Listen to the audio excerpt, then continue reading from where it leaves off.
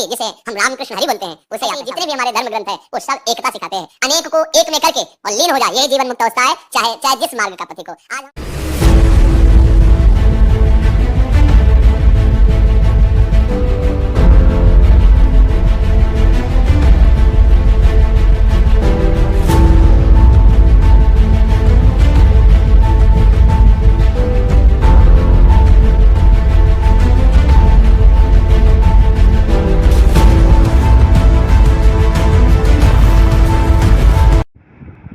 नमस्ते सभी को। तो स्वागत है आपका एक नई वीडियो में। तो पिछले दिनों मैंने एक इंस्टा रील डाली थी जिसमें ये दिखाया गया था कि प्रेमानंद महाराज जी अल्लाह ही गोविंद है ये बता रहे हैं। तो जब ये बात बोली तो इनके जो अंधभक्त थे वाकई कमेंट मैसेज कर रहे हैं कि आपने फेक रील बनाई है, आवाज़ डब की है, ये किया है, वो किया है, आदि आदि। ठीक है, तो अब सच क्या है, आज एक और रील हम दिखाते हैं आप लोगों को। ठीक है, उससे दूध का दूध और पानी का पानी हो जाएगा। एक वीडियो है छोटी सी, वो देखते हैं। ठीक है, तो इस वीडियो में होता क्या है कि एक मौला अली दरगाह का फ़कीर मस्तू नाम का इनके यहाँ मिलने आता है। ठीक है, इनको दिव्य संत बताता है, आदि आदि। फिर ये उससे क्या कहते हैं आइए थोड़ा देखते हैं उसको। ठीक है, थोड़ा उसको नज़र देखते हैं उसकी। महाराज जी, मैं मुस्लिम दरबार हजरत मौला अली में 18 साल से मुख्य संत के रूप में कार्यरत हूँ। महाराज जी, आपके जुगल जोड़ी के प्रति जो इश्क है, इसके कारण हम भी आपके आशिक हो गए हैं। हम अल्लाह ताला से एक शुक्रिया और दो दुआएं करते हैं कि शुक्रिया यह है कि आप हमारी जिंदगी में आए, और दुआ यह है कि अल्लाह ताला और मौला अली सरकार आपको शफा अता फरमाए, और दूसरी ये कि हम भारतीयों के जीवन में आप जैसा दिव्य संत एक बार जरूर आवे। महाराज जी, इनका आपके प्रति भाव था। हाँ, हम पहले आपको स्वागत करते हैं, धन्यवाद करते हैं कि आप कृपा करके यहाँ पधारे और हमारी बात सुने हैं। हमें बहुत अच्छा लग रहा है कि वास्तविक धर्म का स्वरूप इतना विस्तृत होना चाहिए कि छोटी छोटी मेलों में बनकर एक दूसरे के प्रति जो राग द्वेषात्मक भाव है इनको मिटा देना चाहिए। जैसा कि इन्होंने बोला कि वास्तविक धर्म का स्वरूप इतना विस्तृत होना चाहिए कि छोटी छोटी मेलों में फंस के राग द्वेषात्मक भाव मिटा देना चाहिए। अब ये जो शब्द है राग द्वेषात्मक, इसको नोट करके रखिए। ठीक है, अभी आगे समझ में आएगा। देना चाहिए। हमारे चाहे जो भी ग्रंथ हो, उन ग्रंथों में आप स्वाध्याय करके देखिए, चाहे हमारे रामायण गीता भागवत हो या श्री गुरुवाणी जी हो या आपके जो ग्रंथ हैं, आप उनको गौर से पढ़कर देखिए, भगवान को साक्षी करके, क्योंकि वो महान भगवत स्वरूप वाणी है। देखा आपने, इन्होंने क्या कहा कि हमारे जो ग्रंथ हैं गीता रामायण आदि, चलो वो तो ठीक है, गुरु ग्रंथ साहब हो गया, और आपके जो ग्रंथ हैं, आपके ग्रंथ मतलब क्या भाई, वो मुस्लिम फ़कीर है तो उसके ग्रंथ तो एक ही ग्रंथ है उनका, आसमानी किताब जो है। तो अगर आप राग द्वेष हटा देंगे अपने मस्तिष्क से तो वो आपको भगवत वाणी लगने लगेगा। यही बोला है इन्होंने, आप फिर से रिपीट करके सुन सकते हैं। तो राग द्वेष हटाने से क्या जो गलत है वो सही दिखने लगेगा क्या? राग द्वेष हटाया ही इसलिए मन से जाता है कि किसी के प्रति नफरत ना हो, लेकिन जो नफरत फैला रहा है वो तो नफरत फैलाने वाला ही दिखेगा ना। मैं भले एक आतंकवादी को जो है कितना भी मैं मानवता उसके साथ बरतने की कोशिश करूं, लेकिन वो गलत आदमी हज़ारों को मार रहा है, उसको दंड देना ही पड़ेगा। ठीक है, तो राग द्वेषात्मक से जो गलत चीज़ है वो सही नहीं हो जाएगी। ठीक है, और ये जो राग द्वेषात्मक नाम का जो एक अमली जामा है, ये बार बार बोलने से गलत चीज़ को आप सही नहीं कर देंगे। राग द्वेष हटा देंगे मन से तो इसका अर्थ ये नहीं है कि आपको नाले में गंगा जल दिखने लगेगा। नाला नाला ही रहना है, गंगा जल ही रहना है। ठीक है, अब और आगे सुनते हैं। आप उसका जब अर्थ समझना चाहेंगे, राग द्वेष से तो अलग निकलेगा, और आप अपने भगवान को साक्षी करके देखेंगे तो मुझे ऐसा लगता है कि वो विश्राम देने वाली वाणी बन जाएगी। हाँ, विश्राम देने, हमारा जो उपासना का स्वरूप है वो यही है हम सबकी, कि सब घट घट में उसी को देखो। अगर उसके सिवा और कुछ नजर आ रहा है तो अभी हमें लगता है कि हमारी देखने वाली दृष्टि अभी ठीक नहीं है, राग द्वेषात्मक दृष्टि ठीक नहीं है। देखो क्या बोला, हम सबकी उपासना का स्वरूप है सब, यानी कि सब घट घट में उसी को देखो। अगर उसके सिवा कुछ और दिख रहा है तो देखने वाली जो दृष्टि है वो ठीक नहीं है। तो सब घट घट में अगर उसी को देखो, घट में फिर तो सब कुछ आ जाएगा। घट घट में तो फिर मजार भी आएगी, चर्च भी आएगा। तो जाइए फिर भाई, मजार में जाके चादर क्यों नहीं चढ़ाते हैं आप फिर पंडाल क्यों लगा के लोगों को राधे राधे करने को कहते हैं? मजार में जाइए, क्योंकि घट घट में उसी को देखिए, तो वहाँ जाके पूजिए, चर्च में भी जाके मोमबत्ती जलाइए, कि घटघट में सब घटघट में उसी को देखना है, एक ही प्रभु है वो, तो जाके देखिए फिर घटघट में। और दूसरे तर्क ये जो आपने दिया कि घटघट में उसी को देखो तो सब एक नजर आएगा, ये गलत है। आप कह रहे हैं तब आपके मस्तिष्क में कमी है, राग द्वेष है। ये राग द्वेष नाम का जो अमली जामा है, जलेबी है, ये ज़्यादा दिन नहीं चलेगी। ठीक है, अगर घट घट में कोई चीज़ होना, ध्यान से सुनिए, घट घट में कोई चीज़ होना और घट घट होना दोनों में अंतर है। ठीक है, क्या बोला, घट घट में कोई चीज़ होना और घट घट होना दोनों में अंतर है। ईश्वर कण कण में है, बात तो ठीक है, पर वो कण कण परमात्मा नहीं है, वो उसके अंदर सूक्ष्म रूप से समाया है। जैसे वायर के अंदर इलेक्ट्रिसिटी समाई होती है। ठीक है, विद्युत धारा जो है एक वायर के अंदर बहती है, लेकिन इसका अर्थ ये नहीं कि वो वायर जो है वो इलेक्ट्रिसिटी बन जाएगा, ऐसा नहीं होगा। वायर को वायर ही रहना है, इलेक्ट्रिसिटी को इलेक्ट्रिसिटी ही रहना है, दोनों एक नहीं हो जाएंगे। ठीक है, वैसे ईश्वर कण कण में है, बात ठीक है, पर वो कण कण परमात्मा थोड़ी है। कण कण और परमात्मा दोनों अलग है। तो बुद्धि लगानी पड़ेगी कहाँ पर वो परमात्मा है और कहाँ उसको जान सकते हैं। ये नहीं कि घट घट में किसी भी चीज़ को तुम घट घट में है तो मतलब हर घट घट परमात्मा हो जाएगा, ये तर्क गलत है। ठीक है, और ये शास्त्रीय भी नहीं है। इतने बड़े मंच पे बैठ के आप ऐसा तर्क दे रहे हैं, अब क्या बोल सकते हैं। अब आगे सुनते हैं। और कोई नहीं। वही जिसे हम रामकृष्ण हरि बोलते हैं उसे आप ऐसा बोलते हैं, उसे ही वाहिगुरु कहते हैं, वही परमेश्वर परमेश्वर, वही अलग अलग नामों से उपासक पुकार रहा है। क्या बोला इन्होंने? जिसे हम रामकृष्ण हरि कहते हैं उसे आप वो कहते हैं। अब उसे आप यानी उसकी तरफ इशारा करके बोला। अब क्यों बोला? क्योंकि उसे कौन, यानी वो जो फकीर आया है वहाँ का, मौला अली दरबार का, तो उसे क्या कहते हैं? उसे आप वो कहते हैं। उसे वो कहने का मतलब क्या है कि उसे आप अल्लाह बोलते हैं। जिसे हम रामकृष्ण बोलते हैं उसे आप अल्लाह बोलते हैं। भैया कौन से शास्त्र में लिखा है ये कि वही अल्लाह ही ईश्वर का नाम है? ये मतलब क्या तमाशा बना के रखा है? और अगर एक नाम मान लीजिए, मैंने मान भी लिया कि एक नाम है, तो क्या एक नाम होने से गुण भी एक हो जाएगा क्या? क्या जिनके मत में लिखा है गऊ को मारो और खाओ, उन और जो गऊ पालक कृष्ण है, क्या दोनों का मत एक हो जाएगा क्या? नाम एक होने से गुण एक कर लेंगे क्या आप? गुण तो नहीं एक हो जाएगा ना। मान लीजिए अरबी भाषा में ईश्वर को कुछ और अल्लाह कहते हो, मान लेते हैं पर्यायवाची में, या अरबी भाषा में ईश्वर को अल्लाह कहते हैं, पल के लिए मान लिया, तो क्या उससे गुण भी एक हो जाएगा? गुण तो नहीं एक होगा ना। अब आगे सुनते हैं। सही ब्रेनवॉश। ऐसे महापुरुष हुए हैं जिनकी हम चरण वंदना आज भी करते हैं। कहीं भी हो, किसी भी जगह हो, जब ऊंचाई पर पहुंचते हैं तो सब एक ही नजर आता है, और जब तक बहुत नीची धरा में रहते हैं तो ऊंचा और नीचा समझ में आता है, अपना और पराया समझ में आता है। पहले तो हम मन से आपको प्रणाम करते हैं कि आपने वास्तविक धर्म के स्वरूप को समझा और आप यहाँ तक कृपा करके ऐसे ही ब्रेनवॉश किया जाता है। इन्होंने बोला कि ऊंचाई पर पहुंचते हैं तो सब एक नजर आता है, नहीं तो अपना नीचा छोटा बड़ा नजर आता है। तो वो तो ठीक है, लेकिन वो ऊंचाई क्या है ये भी तो बताना पड़ेगा ना। आध्यात्म की ऊंचाई पे पहुंचेंगे तो ये बात तो ठीक है कि सब में जो है सभी आत्माओं को अपनी आत्मा के समान समझो, ये बात तो ठीक है, लेकिन इसका अर्थ ये नहीं कि जो गलत आदमी है उसको भी आप सही बताएंगे।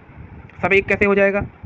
कैसे सब एक हो जाएगा? जिनके मत में काफिरों को मारो काटो लूटो पीटो लिखा है, उनको आप इस मत से कह देंगे जहाँ कहा जाता है सर्वे भवन्तु सुखिना सर्वे सन्तु निरामया, या जिनके यहाँ ये बोला जाता हो, जहाँ रोज ये प्रार्थना की जाती है कोई ईस सब सुखी हो, कोई ना हो दुखारी, सब हो निरोग भगवान धन धान्य के भंडारी, ये जिनके यहाँ बोला जाता हो, और जिनके यहाँ ऐसा कभी बोला ही नहीं जाता हो उनके उपासना स्थल से, तो दोनों एक कैसे हो जाएंगे भाई? तो थोड़ा इतने बड़े पद पे बैठ के, मतलब प्रसिद्धि है तो कुछ भी बोलोगे क्या? मतलब एक स्टेज पे जाके सेकुलरिज्म आ जाता है क्या? इसीलिए महर्षि दयानंद महान है, क्योंकि वो सच को सच बोलते थे। आप ये जलेबी मत बनाइए कि 10-15 धर्म है और सबका पूजा पद्धति अलग अलग है तो सब ईश्वर को पा सकते हैं हर मार्ग से। अभी आगे बोलेंगे, ठीक है? अब आगे सुनते हैं। तो हमारे गुरु ग्रंथ साहब में सब संतों की वाणी है, क्या दिखाया है? गुरु ग्रंथ साहब क्या दर्शा रहे हैं कि हमारा जो स्वरूप है वो सब की वाणियों में विराजमान है, जो सब संतों की वाणियों में विराजमान वही मैं हूँ। गुरु वाणी का हवाला लेकर सारे धर्म ग्रंथों को एक में करके बताया। तो चलिए, गुरुवाणी क्या है क्या नहीं उस पर मैं नहीं जाना चाहता, ठीक है? ऐसे जितने भी हमारे धर्म ग्रंथ है वो सब एकता सिखाते हैं, अनेक को एक में करके और लीन हो जाए, यही जीवन मुक्त अवस्था है, चाहे जिस मार्ग का पथिक हो। आज हम सब अपने मार्गों से भटक रहे हैं, छोटे छोटे शब्द बोलकर, छोटी छोटी भावनाओं में एक दूसरे का अपमान करते हैं, एक दूसरे को हिंसात्मक वृत्ति से देखते हैं। मुझे तो नहीं लगता कि वो धर्मात्मा है या वो धर्म के ज्ञान रखने वाले, ऐसा नहीं है। इसलिए हमें बहुत अच्छा लगा कि आप पधारे। ये जो कह रहे हैं कि सारे धर्म ग्रंथ एकता सिखाते हैं, ठीक है, इस बात में कितनी सच्चाई है? यही सभी लोग बोलते हैं कि भाई धर्म तो एक है, सारे धर्म ग्रंथ तो एकता सिखाते हैं, ईश्वर के अलग अलग नाम है, उपासना पद्धति अलग अलग है, सारे धर्म ग्रंथ तो एक ही बात करते हैं, वो तो नेता लड़वा रहे हैं, यही तो लोग कहते हैं। लेकिन इस संसार का ये सबसे बड़ा झूठ है, नेता लड़वा रहे हैं। जब नेता की सरकार नहीं थी उससे पहले ये कांड हो रहा है। ये गुरु गोविंद सिंह जी के बच्चों को वहाँ नेता थे क्या, कटवा रहे थे गर्दन, ठीक है? ये इतने सारे अत्याचार औरंगजेब वहाँ नेता कर रहे थे। अब कहेंगे आपको शासक कैसा होता है? ऐसा नहीं है। महर्षि दयानंद यही तो सच रखा लोगों के सामने कि जब धर्म एक है, ठीक है, पहले बात तो धर्म 10-15 नहीं होता। ये मार्केट की दुकान नहीं है कि आपको अलग अलग वैरायटी की वहाँ कपड़े मिल रहे हैं। धर्म है, बच्चों का खेल नहीं है, धर्म एक ही है। उसके 10 लक्षण बताया महर्षि मनु ने, धृति क्षमा दमो अस्तेयम शौचम इंद्रिय निग्रह धी विद्या सत्यम अक्रोधो दशकम धर्म लक्षणम। तो ये धर्म है, और धर्म एक ही है, जो धारण किया जाए वो धर्म है, ठीक है? ये धर्म है, और धर्म 10-15 नहीं होते, धर्म एक ही होता है। हाँ, ये रिलीजन शब्द धर्म नहीं है जो आप सोचते हैं पर्यायवाची है, ये दोनों अलग अलग भाषा के शब्द हैं, उनके अर्थ भी अलग अलग हैं, आप गूगल कर सकते हैं। दूसरी बात, जैसे उदाहरण के लिए घी शब्द है, तो जो घी है, जो जिससे हम लोग यज्ञ करते हैं, तो घी का कोई पर्टिकुलर मीनिंग नहीं है इंग्लिश भाषा में। उसी प्रकार से ये जो धर्म शब्द है ये अपने आप में ही एक संपूर्ण शब्द है, 10-15 नहीं है कि आप 10-15 चीज़ को इसके साथ जोड़ लेंगे, ठीक है? रिलीजन अलग है, मतपंथ अनेक हो सकते हैं। मोहम्मद साहब के पहले कोई मुसलमान नहीं था, या ईसा मसीह के पहले कोई ईसाई था, या महावीर के पहले कोई जैन था या बौद्ध था। सब तो मानते उसी परंपरा को आए, सनातन परंपरा को। महाभारत तक कोई मतपंथ नहीं थे, सब एक ही उसके नीचे थे। लेकिन अब वो भाइयों में लड़ाई हो गई तो वो अलग विषय है।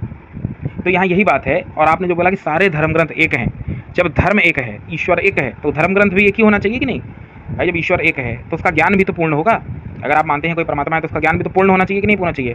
तो बार बार अपना ग्रंथ क्यों बदलेगा भाई? पहले वेद देता है, फिर जिंदा अवस्था देता है, फिर तौरेत देता है, फिर बाइबल देता है, फिर उसके बाद कुरान देता है, फिर गुरु ग्रंथ साहब देता है। मतलब पहले ज्ञान में कौन सी कमी थी जो बार बार अपना ज्ञान बदल रहा है?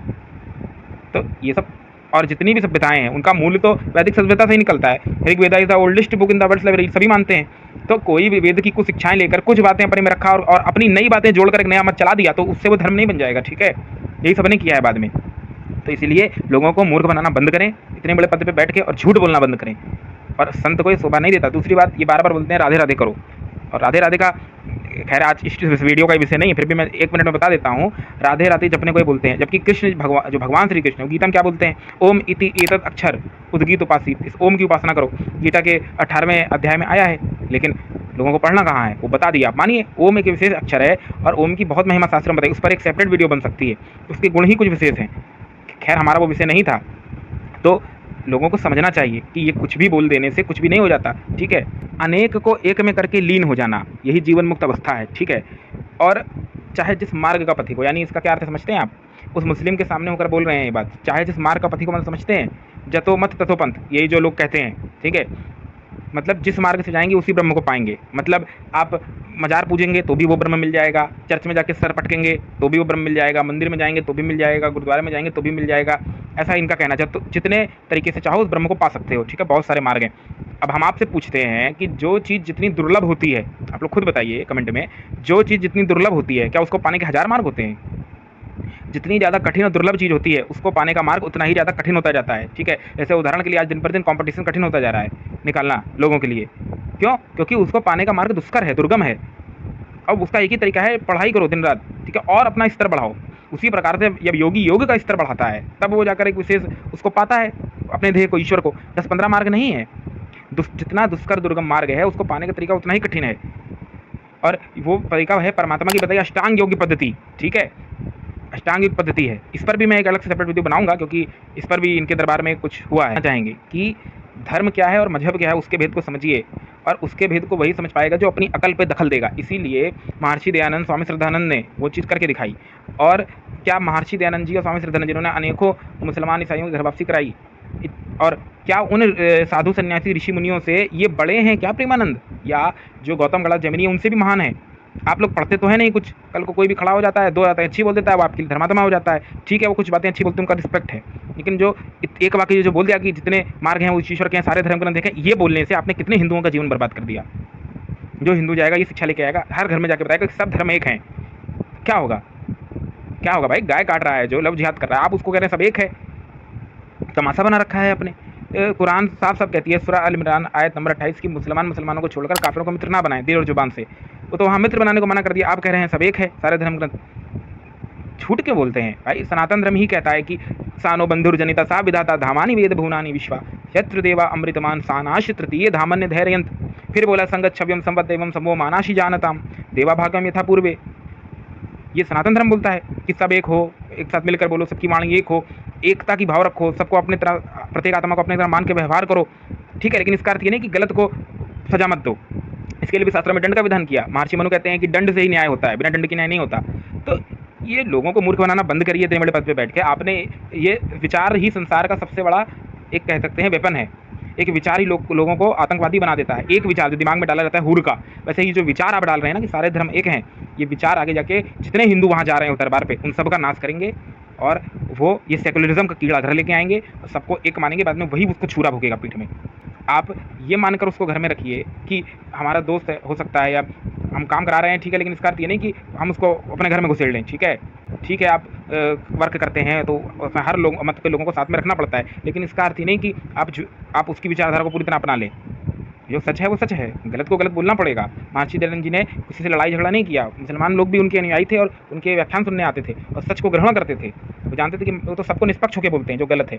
सच तो भाई एक ही है कि मानवता तो वेद में ही है, ये तो फैक्ट है, क्योंकि वेद का जो ज्ञान है वो तो सपानो मात्र के लिए ना, यथेवम वाचम कल्याणी, वो किसी व्यक्ति विशेष के लिए तो है नहीं। अनमत पंथ तो किसी व्यक्ति विशेष के लिए कैटेगराइज हैं कि बस इन्हीं के लिए है, इसके सिवा वो नहीं है कोई और। तो इतनी इस चीज़ों को देखना चाहिए और संज्ञान में लेना चाहिए और गलत मैसेज लोगों को नहीं देना चाहिए। तो बस यही अंत में कहना है कि धर्म एक है, ईश्वर एक है और उसका धर्म ग्रंथ भी एक है। जितने भी अन्य धर्म ग्रंथ हैं उनमें कुछ कुछ बातें अच्छी हो सकती हैं, पर जो अच्छी बातें हैं वो वेद से गई हैं और जो गलत बातें हैं वो उनके खुद के प्रवर्तकों द्वारा जोड़ी हैं। ठीक है, इस पर भी एक सेपरेट वीडियो बन सकती है, लेकिन ये विषय नहीं है आज का। तो एक छत्र के नीचे आएंगे तभी मानवता होगी और वो वेद की शिक्षा ही मानवता करेगी जो इतने हजारों लाखों साल तक कर रही थी। तो महाभारत के युद्ध में लोगों का दिमाग खराब हुआ, वेद की शिक्षाओं का लोभ हुआ तो महाभारत का युद्ध हुआ। ठीक है, लोगों ने वेद विरुद्ध आचरण किया, जुआ खेला, जो कि वेद में निषेध है, फिर भी खेला, तभी ये युद्ध हुआ। ठीक है, तो इसी के साथ यही बोलना था। आशा है महाराज जी आगे अपने वाक्य को सुधारेंगे और कुछ सही शिक्षा देने की कोशिश करेंगे, और ये जो जतो मत ततो पंथ वाली थ्योरी है इसको डिनाई करेंगे। ठीक है, इसी के साथ आशा है सबको वीडियो अच्छी लगेगी, और जो लोग ये बोल रहे थे वो ये वीडियो को सुन सकते हैं। ठीक है, आशा है सब कुछ लोगों की वीडियो अच्छी लगेगी, ज्ञानवर्धक लगेंगी, कुछ जो अंधभक्त होंगे वो आके गाली देंगे। ठीक है, उनका संस्कार है, वो यही सीखे हैं, अब क्या कर सकते हैं। इसी के साथ सादर नमस्ते सबको। इति ओम सम। बोलिए वैदिक धर्म की जय।